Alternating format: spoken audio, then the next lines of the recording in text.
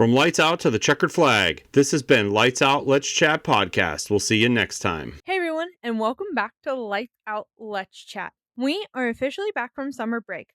Formula One apparently decided that easing us gently back into racing was completely unnecessary. And Zandvoort said, "Oh, you wanted a relaxing Sunday? That's so cute." Because what was that weekend? We had a sprint weekend, we had rain threatening basically everything, we had George Russell winning the sprint, we had Lando Norris grabbing pole, we had Kimi Antonelli fighting for the Grand Prix victory, we had Mercedes team orders, we had Ferrari drama, we had penalties, we had a red flag, we had Max Verstappen crashing out on the first lap of his final home Grand Prix. And then, because apparently that wasn't enough, F1 Academy gave us two completely different races. A first-time winner, a championship leader stalling from the grid, two home podiums for Nina Gaidman, and Alicia Palmowski walking away from Zandvoort with a 48-point championship lead. So yes, summer break is very much over. And this weekend was also emotional for another reason, because this was the final scheduled Formula One Dutch Grand Prix at Zandvoort. So today, we are going through the entire weekend. We're talking practice, sprint qualifying, the sprint race, Grand Prix qualifying, that absolutely chaotic race. What happened with Max, what Mercedes did with Kimi and George, what happened to Oscar Piastri, Ferrari's interesting afternoon, and what all of this means for the championship. And then we are absolutely giving F1 Academy the time it deserves, because their Zandvoort weekend was fantastic. We've got a lot to talk about.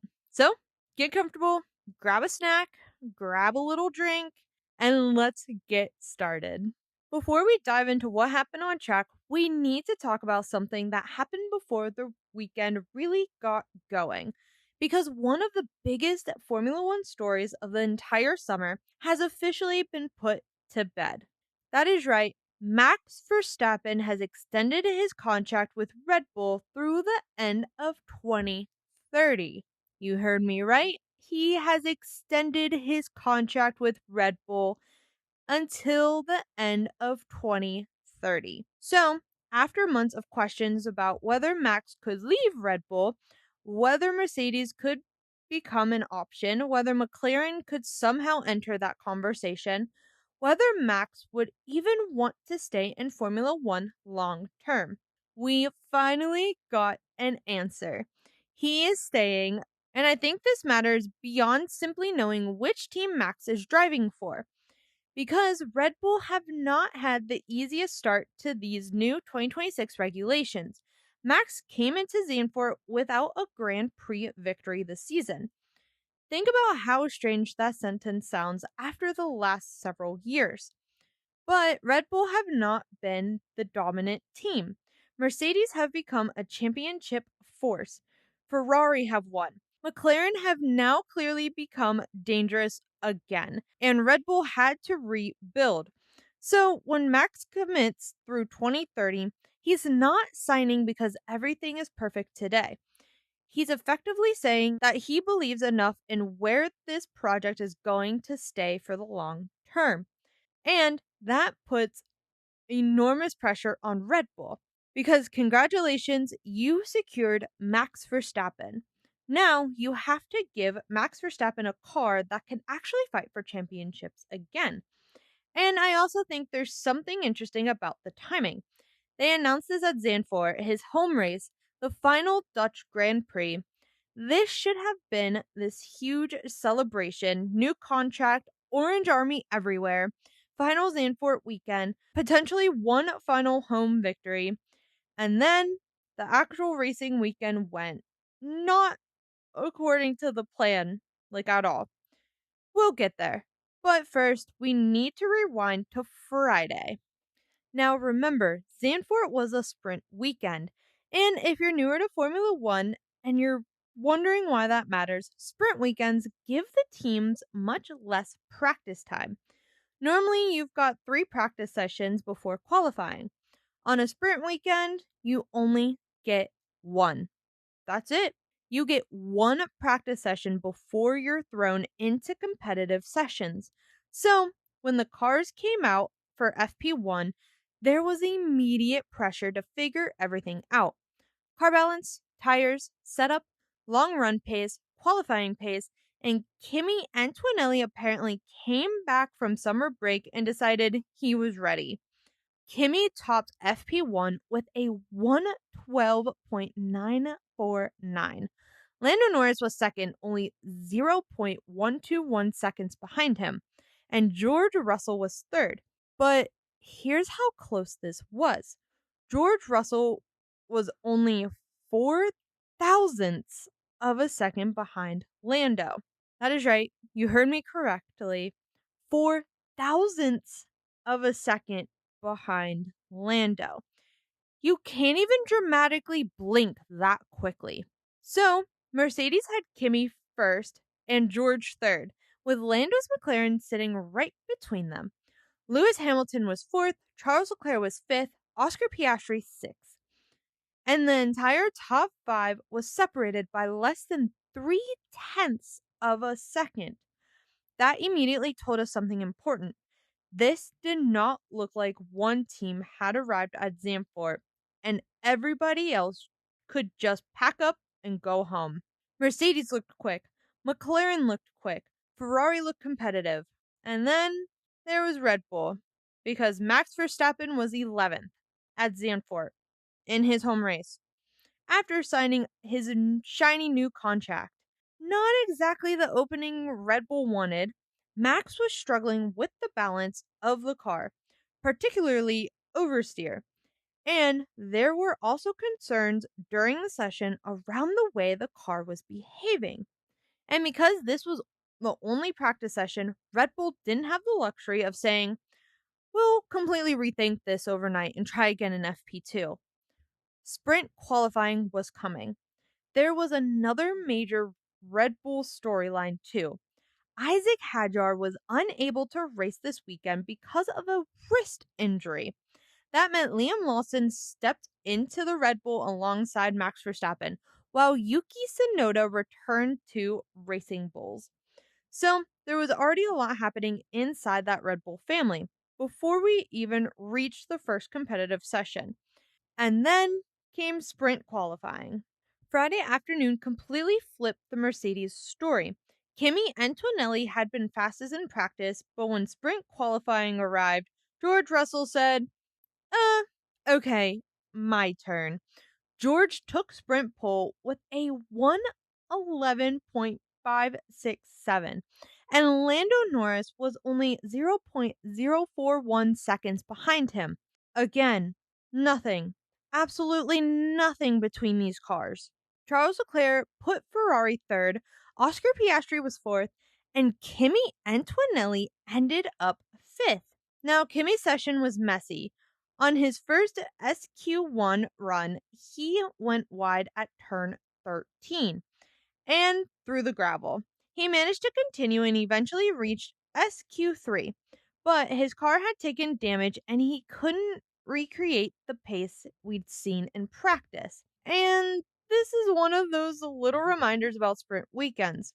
One mistake becomes more expensive because there isn't much time to recover. Max improved from 11th in practice to 6th in sprint qualifying, but 6th still wasn't where Red Bull wanted to be. Lewis Hamilton qualified 7th, Pierre Gasly was 8th, Gabriel Balletto was 9th, Arvin Lindblad 10th, and Liam Lawson just missed SQ3 in 11th. So, the front row for Saturday morning was George Russell, Lando Norris, Mercedes versus McLaren, and honestly, that ended up being a preview of the entire weekend. Saturday morning, 24 laps, George Russell on pole, Lando Norris next to him, and George absolutely nailed it. He got the start he needed, he kept the lead, and eventually led every lap. That sounds straightforward. The rest of the sprint wasn't. Lando intentionally held second. Charles Leclerc was behind him. Kimi made a strong opening lap from fifth and got ahead of Oscar Piastri, moving into fourth. And as the race developed, Lando started struggling more with rear grip. Charles smelt blood. Because if there is one thing Charles Leclerc does not need, it's an engraved invitation to attack somebody. With 6 laps remaining on lap 18, Charles made his move into turn 1, and it worked. Leclerc took second from Norris. George was already far enough ahead that Charles wasn't realistically going to catch him, but suddenly Norris had another problem. Kimi. Kimi Antonelli, because Antonelli was right behind him. So Lando went from trying to hold Charles behind him to trying to stop Kimi taking the final podium position. And Kimi got close. Very close. But Lando held on. George Russell won. Charles Leclerc finished second. Lando Norris third. Kimi Antonelli fourth. Oscar Piastri fifth. Max Verstappen sixth. Lewis Hamilton seventh. Pierre Gasly eighth. And the rain finally started falling right at the end, which was basically Zandvoort giving us a warning. Oh, don't worry, I'm not finished with you yet. For George, though, that was a big result. Sprint pole, sprint victory, 8 points, and another reminder that Mercedes had serious pace. Kimi finishing fourth was still useful for his championship because Lewis finished seventh. After the sprint, Kimi had 224 points, Lewis had 171, George had 168. So, even though Kimi didn't win, he actually increased his championship advantage. And that's something I think newer fans sometimes miss. You don't have to win every race to win a championship. Sometimes the championship winning weekend is simply the weekend where you constantly finish ahead of your closest rival. You keep banking points. You avoid disasters. You make sure your bad days are still good enough. And Kimi has found him in that situation this season. But there was another major problem waiting for him. And we'll talk about that later. First, Grand Prix qualifying. Saturday afternoon was qualifying for the actual Grand Prix. And we got another ridiculous close fight. Oscar Piastri looked quick through large parts of qualifying. George Russell was absolutely in the conversation. Kimi Antonelli was there, Ferrari were hanging around, rain was threatening, and Lando Norris delivered exactly when he needed to. Lando took pole with a 111.163. George Russell was second, only 0.102 seconds behind. Kimi Antonelli was third, only 0.133 seconds behind Lando. And Oscar Piastri was fourth. So your top four were McLaren, Mercedes, Mercedes, McLaren. And those four were separated by less than 15 hundredths of a second. That is the kind of qualifying session I love because you generally don't know who is taking pole until it's over. Lewis Hamilton qualified 5th, Charles Leclerc 6th, and then Max Verstappen 7th at his final home Grand Prix. After P11 in practice, P6 in sprint qualifying, P6 in the sprint race, he was now starting the Grand Prix 7th. And at this point, it was pretty clear that Red Bull simply didn't have the pace that Mercedes and McLaren had. Liam Lawson actually qualified 8th, one position behind Max, which I think deserves some credit. He had been moved into the senior Red Bull team for this weekend with a very little preparation and qualified within roughly a tenth of Verstappen. Gabriel Bartoletto was 9th, Ivan Lindblad was 10th, and before the race, there was one change at the back. Sergio Perez was moved to a pit lane start after Cadillac made setup changes. Basically, Cadillac decided improving Sergio's car was worth sacrificing his original grid position. And then Sunday arrived. and Sunday brought the rain. Okay, here we go. Because this race had everything. There had been heavy rain before the start, the circuit was damp, drivers were trying to figure out their tire choices. And by the time they actually got ready to race, much of the field had gone onto slick tires. Most chose softs, but Lando, George, Kimi, and Oscar were among the drivers starting on mediums. The formation lap was completed behind the safety car, then everybody lined up, lights out. Lando got away cleanly from pole, but Kimi got a better launch than George and immediately took second. Charles Leclerc also had a fantastic opening lap and moved ahead of Oscar. So, we're barely into this race and Kimi is already P2. Charles is moving forward, Oscar is going backward, and Max and Liam are racing each other. Then everything stops. We also need to talk about the stewards because there were several yellow flag incidents. Lindblad and Colapinto were both given drive through penalties for yellow flag infringements. And if you're newer, a drive through penalty is exactly what it sounds like. You have to drive through the pit lane without stopping because the pit lane has a speed limit that costs you significant amount of race time. Later, Lawson would receive a 10-second penalty for a yellow flag infringement as well. Saints would eventually receive a 10-second penalty for causing a collision. So this was definitely not a quiet afternoon for race control in the stewards. And there were retirements piling up too. Max was already gone, Behrman had stopped. Later we'd lose Esteban Ocon, Valtteri Bottas, Lance Stroll, Alex Albon. So this was one of those races where simply staying out of trouble had value. Back at the front, George was the first major contender to box. He pitted for hard tires. Oscar came in one lap later. His stop was slow. Then on lap 22, Kimi and Lando came in together. Both went on to hards, and neither stop was especially perfect. Charles went on to mediums, Lewis stayed out longer, so now strategy becomes a huge part of this race. And this is where Formula One gets really fun, because the running order doesn't necessarily tell you who's actually in the best position. Someone might technically be first, but still owe you a pit stop.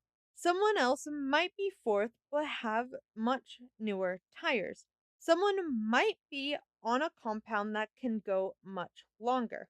You're basically watching several different races happening at the same time. Lewis eventually stopped on lap 26 for hards, and after that cycle settled, Kimi still had the advantage over Lando. But Norris stayed close. By lap 30, the gap was back under a second. Then Lando had a little movement and lost some ground. Meanwhile, Charles Leclerc was having a very Charles Leclerc afternoon. He was attacking, he went after Oscar, he made the move. Then Lewis came after Oscar too, and Lewis got through. So Oscar Piastri, who had been third after the reset, had now fallen behind both Ferraris. That became one of the quieter but more significant stories of the race, because while McLaren was fighting for victory, the other McLaren was disappearing from the podium fight. Then Ferrari gave us our required weekly dose of what exactly are we doing? Lewis Hamilton caught Charles Leclerc. Lewis was clearly interested in getting through. Charles did not appear particularly interested in helping him do that. Ferrari were discussing strategy. Charles was called in. He didn't come in immediately. He came in one lap later. The stop wasn't really quick, and Lewis was not thrilled with how much time had been lost. This is where team dynamics get fascinating because both Ferrari drivers are racing for themselves. They're both world class drivers. Neither wants to surrender a position unnecessarily, but the team is also trying to maximize its overall result. And when you have one car holding up another car that might have more pace, suddenly everybody starts talking about team orders, which is funny because Mercedes were about to have their own team order conversation later. But first, Lando Norris was coming. He was coming in pretty fast. Kimi had been controlling this race beautifully, but Lando Norris was not finished. Kimi made another stop, George stopped again, Lando stayed out longer. Then Norris eventually made his second stop on lap 48. When he came out, he was roughly 5 seconds behind Kimi. 5 seconds. 18-ish laps remaining, fresh enough tires, and serious pace. And this is where you could feel the race changing.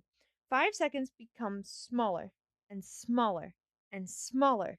3 laps later, about 1.4 seconds. Kimi was starting to struggle with his rear tires, and Lando was right there. But there was another wrinkle. Lewis Hamilton was ahead of Kimi because Lewis was running a different strategy. So, Kimi was close enough to Lewis to have an attacking advantage available, which also helped him defend against Lando. It's basically an F1 version of I am trying to attack the person in front of me while simultaneously using them to help protect me from the person behind me. Formula One strategy is ridiculous sometimes, but Lando eventually didn't care. He attacked Kimi into turn 1 and got through. Lando Norris retook the effective lead. Then he got past Lewis. And now Norris was leading the Dutch Grand Prix. But we weren't finished because Esteban Ocon's Haas stopped on track. Virtual safety car, and suddenly everybody had another decision to make. This is another one of those moments where newer fans might wonder why everybody suddenly gets excited when a virtual safety car appears. Under a virtual safety car, everyone has to slow down to a controlled pace. That means the relative time you lose by entering the pits can be smaller than it would be under normal racing conditions. So, if you need tires, this can be a gift. Kimi took it, Mercedes brought him in for soft tires. He came back out third behind Lando and behind George. Lando did not stop. He was immediately wondering whether that was the right call. But the VSC ended before McLaren could really reconsider. When racing resumed, Lando had a decent lead over George. Kimi was right behind George on fresher, soft tires. And now Mercedes had a decision. Do you let your championship leader attack, or do you keep George ahead? And eventually, Mercedes made the call. On lap 65, Mercedes switched their drivers. George Russell was instructed to let Kimi Antonelli through. Kimi moved into second. George was not exactly jumping up and down celebrating the decision, and I understand why. Drivers want to race. George had earned his position. He won the sprint, he had qualified on the front row, he had driven a strong race. And now he was being asked to give up second. But from Mercedes' perspective, this championship is getting serious. Kimi entered this race leading the Drivers' Championship. Kimi had fresher tires. Kimi was the driver with the strongest title position. Every point matters. Second place gives 18 points. Third gives 15. And third gives 15. That's 3 points. 3 points sound tiny in August. Ask anybody who has lost a championship by a tiny margin whether 3 points mattered. They matter. So Mercedes made the championship call, but it created another problem. Because while George let Kimi through, Lewis Hamilton was coming fast.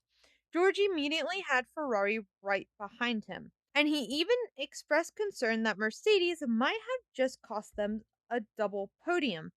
Now, that would have made the team order conversation spicy. Imagine Mercedes moves George aside for Kimi, and then George loses third to Lewis.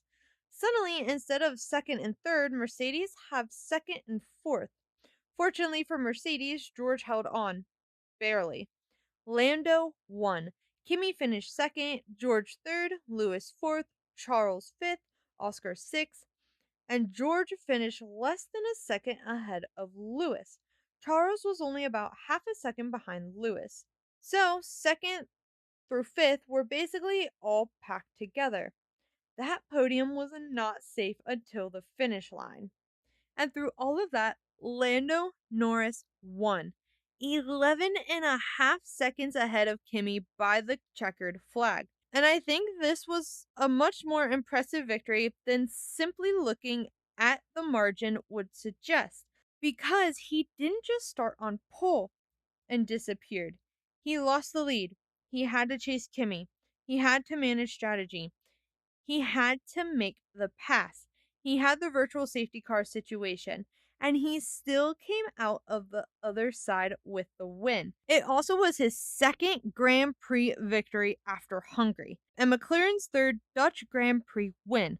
Oscar won here in 2025, and Lando now closes out the modern Zandvoort era with the 2026 victory.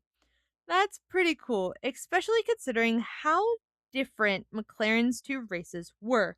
Lando first, Oscar 6th. Same car, same team, completely different afternoon. And Oscar didn't necessarily have some catastrophic race. He lost positions. Some pit stops weren't ideal. Ferrari came through and suddenly 6 was the best he had. Meanwhile, Lando was winning, and that is why teammate comparisons can become so brutal in Formula One, because the one person has basically the same equipment. If they're winning and you're 6, everyone notices. Okay, let's zoom out, because one race can get so chaotic that you forget to ask what it actually told us. Mercedes? Fast. Like, very fast. Kimi topped practice. George took sprint pole. George won the sprint. George qualified second for the Grand Prix. Kimi qualified third. Kimi led a huge portion of the race. They finished second and third. If you're Mercedes, you leave Zandvoort without the Grand Prix win, but you cannot be disappointed with the pace. McLaren, also fast. Lando qualified second for the sprint, finished third, then took Grand Prix pole, then won the Grand Prix. Oscar had a more difficult Sunday, but the car clearly had winning pace. Ferrari? They're very interesting. Charles finished second in the sprint. Both cars qualified in the top 6. Both cars finished in the top 5. They were threatening George late in the Grand Prix. So Ferrari weren't miles away, but they never quite became the team controlling the weekend. And Red Bull. This was tough. There is no way around it.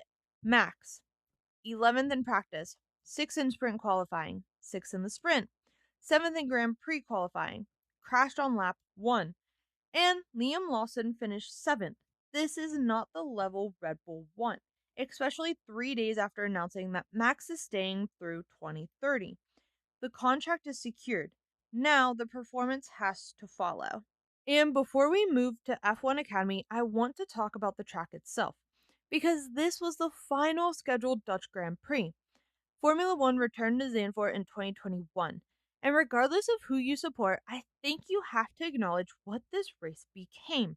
The atmosphere was unmistakable. The orange grandstands, the banking, the narrow circuit, the chaos that weather could create, the pressure on Max every single year. It became one of those races where you knew exactly where Formula One was just by seeing a few seconds of the broadcast.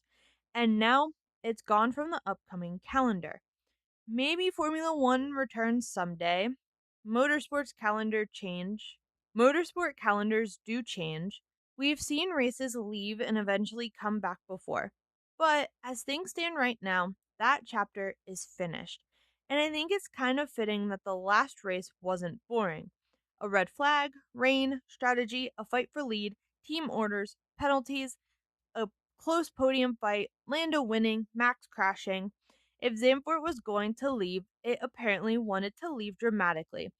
And honestly, fair enough.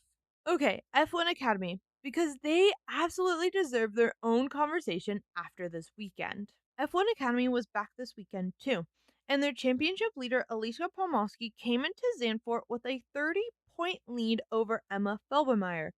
So the championship situation was already getting interesting. But the first driver to make noise wasn't Alicia. It was Nina Gaidman at home.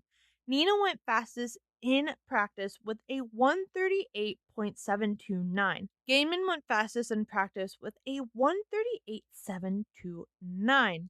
Vieira went second, just 0.111 behind. Larson was third, Lloyd was fourth, and the top 9 were separated by less than half a second. But the session was messy. There had been rain, the track was cold, grip was difficult. Doverson went off and hit the barrier, bringing out a red flag. And here's where things got particularly awkward for Alicja Palmowski. After the moment that red flag came out, Alicia was the only driver who had not set a lap time. Then light rain arrived during the stoppage, so the championship leader was sitting there thinking, fantastic, I love this for me. When practice resumed, there were only about 12 minutes remaining. Alicia eventually recovered to 10th, then Jade Jaquette spun off later in the session, causing another red flag. The session did not restart. So Nina finished fastest at home, and Alicia had gotten far less running time than what she had wanted, which made qualifying extremely interesting. Qualifying was wet, then drying. There were red flags, there was changing grip, there were drivers improving constantly, and Larson looked like she might take pole. Then Alicja Palmowski did championship leader things. Final lap 140.911. Pole. Her 4th pole of the season. And 2 bonus championship points. Larson ended 2nd, Natalie 3rd, Emma 4th, Nina 5th, Rachel 6th, and the important championship detail, Alicia's closest rival was Emma. Alicia took pole, Emma was 4th. So before either race even started, Alicia had already increased her championship advantage. That's how valuable those little bonus points can become. But qualifying also produced a major post-session story. Peyton Westcott was promoted to reverse grid pole, and Peyton took that opportunity and absolutely ran with it. Saturday's reverse grid race gave us one of my favorite stories of the weekend. Peyton Westcott started from pole and won her first F1 Academy victory. She got a fantastic start. She survived 2 safety car restarts. She led all 17 laps, and she took fastest lap. That's how you take advantage of an opportunity. Because yes, she inherited reverse grid pole because of somebody else's disqualification. But inheriting pole does not automatically give you the trophy. You still have to start the race. You still have to manage restarts. You still have to keep everybody behind. And Peyton Westcott did just that. And there was pressure. Natalie crashed on lap 2, bringing out the first safety car. That erased Peyton's early gap. Restart, she gets away again. Then later, Jade crashed. Second safety car. Gap erased again. Another restart. Again, Peyton gets it done. And behind her, Larson was charging. Larson gained 5 positions and finished second. Gaidman finished third, so Nina now had gone fastest in practice and scored a podium at home. Kusherman finished fourth and scored her first points of the season. Ella Lloyd climbed 6 positions to finish fifth, Rachel Robertson 6th, Megan Bruce 7th, Ava Doverson 8th, but the biggest championship story wasn't happening at the front. It was Alicja Palmowski. Alicia stalled at the start. Championship leader, feature race pole sitter, and suddenly she was dropping down the order before the race had even really begun. She tried to recover but eventually finished 12th, outside the points. And this is where championship weekends can turn unbelievably quick. Earlier that day, Alicia had taken pole and increased her lead. A few hours later, she is watching everyone disappear while her car sits there at start. And Emma Felbermeyer suddenly has an opportunity to take points back. That's motorsports. Your championship can look comfortable at breakfast and considerably less comfortable by dinner. But the beauty of F1 Academy having 2 races, Alicia had another chance on Sunday, and she was starting at race from pole. Sunday morning, Alicia Palmowski on pole, Alba Larson alongside her, and after what happened the previous day, the start mattered a lot. This time, Alicia nailed it. She kept Alba behind into turn 1, and from there, she led all the way to the checkered flag. But please, don't read led all the way as easy, because Alba Larson did not let her relax.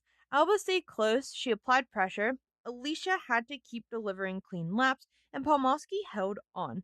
4th win of the season, Alba 2nd, Nina Gaiman 3rd again, which means Nina's home weekend was fastest in practice, 3rd in reverse grid, 3rd in the feature race. That is an excellent home weekend. And Alba's weekend was excellent too. 2nd in reverse grid, 2nd in feature race. Those results moved her up to 4th in the Drivers' Championship. Natalie finished 4th after spending a significant part of the race under pressure from Emma Felbemeyer. And Natalie held her off. That mattered because Emma is Alicia's closest championship rival. So every position Emma loses while Alicia is winning creates a even bigger swing. Emma finished 5th, Megan Bruce 6th, Rachel Robertson 7th, Ella Lloyd 8th after starting 11th, Peyton Westcott 9th after her victory the day before, Kosherman 10th, and that gave Kosherman points in both races. So where does all that leave us? Alicia Palmowski now has 136 points. Emma Febemeyer has 88. That is a 48-point championship lead. Nina Gaiman is 3rd with 71. Alba Larson is 4th with 50. Peyton Westcott and Megan Bruce are both on 49. Ella Lloyd has 47. And this championship now gets a long break. The next F1 Academy round is at Circuit of Americas in Austin, Texas, October 22nd through 25th. So Alicia gets to sit on that 48-point advantage for a while. And if you're Emma Febemeyer, Austin becomes very important. We're getting into the part of the season where you cannot keep letting the championship leader outscore you. There are only so many opportunities left, but I don't think Alicia can relax either. We literally watched her stall at the beginning of a race this weekend and finished outside the points. That's the reminder. Things can change very quickly. One mechanical problem, one mistake, one bad qualifying session, one incident that isn't even your fault, and suddenly 48 points can start shrinking. So, yes, Alicia is in an excellent position. No, this championship isn't mathematically finished, and Austin, Texas should be fascinating. Okay, if I had to pull together the biggest things we learned from this entire weekend, here's where I land. First, McLaren are dangerous again. Lando has now won Hungary and Zandvoort back to back. That matters. He's still 83 points behind Kimi, so I'm not suddenly declaring that the championship has completely changed. But if McLaren keep producing weekends like this, everybody ahead of Lando has to pay attention. Second, Mercedes probably have the most interesting driver situation on the grid right now. Kimi is leading the championship. George is also having a very strong season. George won the sprint. Kimi finished ahead of him in the Grand Prix after team orders. And Mercedes are now only making decisions with the Drivers' Championship in mind. That dynamic is worth watching because team orders are easy when everybody agrees. They're harder when the driver being moved aside thinks he still has his own championship opportunity. Third, Ferrari are close enough to make things uncomfortable. Lewis and Charles were right there at the end. They didn't win, they didn't podium, but they were close. And Lewis is still tied with George for 2nd in the championship, so Ferrari absolutely matter in this fight. Fourth, Red Bull have secured Max Verstappen's future. But securing Max and giving Max a winning car are two different things. The 2030 contract ends the silly season question. It doesn't solve the performance question. And fifth, Kimi's championship lead is big. But Monza could be messy. A grid penalty at your home race when you're leading the championship? That is basically Formula One riders saying, You need another storyline. I want to spend a minute on team orders because I think we're going to be talking about them more as the season goes on. If you're newer to Formula One, remember that every team has two drivers. Those drivers are teammates, but they're also competitors. They both want to win, both score points in Drivers' Championship individually. So George Russell wants Mercedes to win, but Russell also wants himself to win. Kimi Antonelli wants Mercedes to win. Kimi Antonelli also wants himself to become world champion. Those goals can conflict.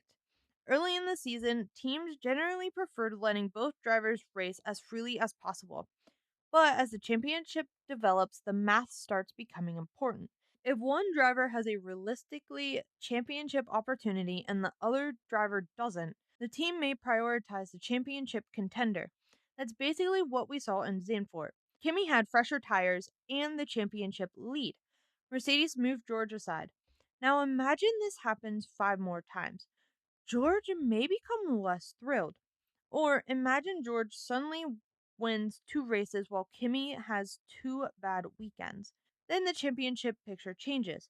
That's why team orders aren't simply Team A likes driver A more than driver B. There can be strategy behind them. And we're entering the part of the season where those decisions become much harder. So, what should we be watching before the next episode? Number 1 is obviously Kimi Antonelli's Monza penalty situation. We know Mercedes intends to introduce a new power unit that will trigger a grid penalty. Well, we need to see exactly how the weekend unfolds around it. How far back does he ultimately start? How strong is Mercedes around Monza? How much can Kimi recover? Because if Lewis Hamilton or George Russell wins while Kimi is fighting through the field, that 59-point championship lead can shrink. Second, Lando Norris, 2 consecutive wins, Hungary and Zandvoort. Is this simply 2 excellent weekends, or has McLaren reached the point where they're now the car everybody else needs to beat? Hopefully, Monza will tell us more. Third, Red Bull. The Max contract question is finished. Now we watch performance because Max is committed through 2030. Red Bull need to prove that commitment can turn back into victories. Fourth, Ferrari. Monza. Do I even need to explain why this matters? Ferrari at Monza is always enormous. Lewis Hamilton, Charles Leclerc.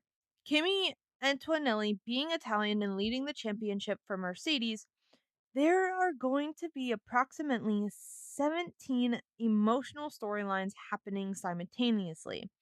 And finally, F1 Academy. They aren't racing again until Austin, Texas in October. So we've got time to sit with this championship. Alicia Palmowski has built herself a 48-point advantage. Emma Felbermeyer has work to do. Nina Gainman is coming off an excellent home weekend. Alba Larson just had 2 second-place finishes. Peyton Westcott is now an F1 Academy race winner. There is still plenty happening there. And that is the final Dutch Grand Prix. What a weirdly emotional way to say goodbye to Zandvoort. Lando Norris wins the race. Kimi Antonelli extends his championship lead. George Russell wins the sprint and still leaves Sunday having been asked to give a position to his teammate. Ferrari nearly steals a podium. Oscar Piastri has a difficult afternoon. Liam Lawson steps into Red Bull and scores points. Max Verstappen's final home Grand Prix ends before he even completes the opening lap. Meanwhile, F1 Academy gave us Peyton Westcott's first victory, 2 Nina Gainman home podiums, 2 Alba Larson second places, and another huge Elisa Palmowski win. I think we could officially say racing came back from summer break with absolutely no chill. And now we're heading to Monza, which already has everything it needs to be dramatic before anybody else even turned a wheel. Kimi's grid penalty, Ferrari at home, an Italian championship leader driving for Mercedes, Lando coming off back to back wins, George and Lewis tied in the championship, Red Bull trying to recover from a horrible Zandvoort. Yeah, we're going to have things to talk about. Thank you so much for hanging out with me for another episode of Lights Out, Let's Chat. If you enjoyed this episode, make sure you're following the podcast so you don't miss the next one. And if you know somebody who loves Formula One or someone who's just getting into Formula One and is still trying to understand why 22 cars driving around in circles have somehow taken over their entire personality, send them the show. Welcome them here. Come find Lights Out Let's Chat on social media too, because I'm sure we'll have plenty to discuss before Monza. And I'll be back for the next episode. Until then, enjoy the tiny little break before Formula One gives us something else to talk about. Bye, everyone. All right, everybody, get your engines fired up. It's time for Lights Out, Let's Chat.